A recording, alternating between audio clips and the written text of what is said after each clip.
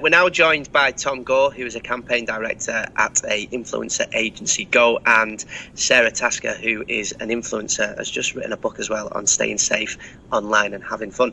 Tom, tell us what an influencer agency is and how they work.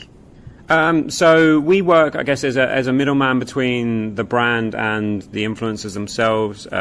Obviously advising on the types of brands they should be working with and the types of content they should do, and then with the brands, like what influencers they should work with, who have, ones that are brand safe and others that will actually work for them and drive value.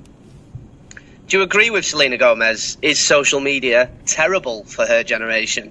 I think that there's certainly truth in what she said. I think that growing up, I think people are exposed to a lot on social, a lot of criticism and a lot of lifestyles that they feel like they have to live up to, and I think it's almost a bit of a learning curve, which some people take just from viewing it online. Other people need people to tell them that it's not the way the world should be, and I think that younger people need more guidance in that what they see on social media is maybe 50% of someone's life and not the full 100. There's things that go on behind the scenes, and we see it with some of our influencers, actually, how down they get behind the camera, and it's a completely different world.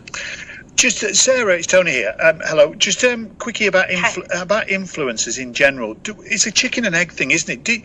Does somebody come along and say, I want to be an influencer therefore I'm going to build a profile? Or are they plucked out of those who've already, I don't know, say they do YouTube videos about making cakes and they get a lot of followers. Do they suddenly then become an influencer because they've got the followers? Can it be a career aspiration to be an influencer? It definitely can and is now. I would say when I first get started, I'm like the oldest you can possibly be and still be a millennial.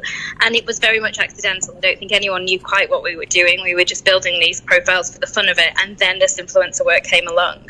But people have since seen that and been very strategic and very dedicated in building followings for the purpose of having an influencer career. Tom, how do you think social media can tackle the bad side, the negative side?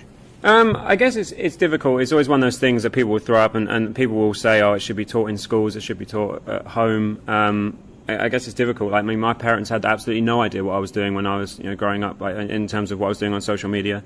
And I imagine a lot of parents are the exact same. I guess it's for those that are guardians, carers, teachers, whoever, to kind of instill that to the younger people that are going through that process.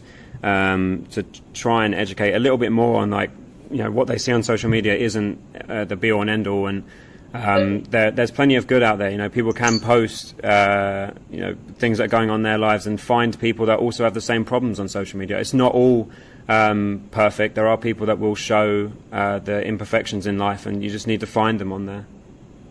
Sarah, Tom, thanks very much for joining us on the 20s Takeover on 5 Live.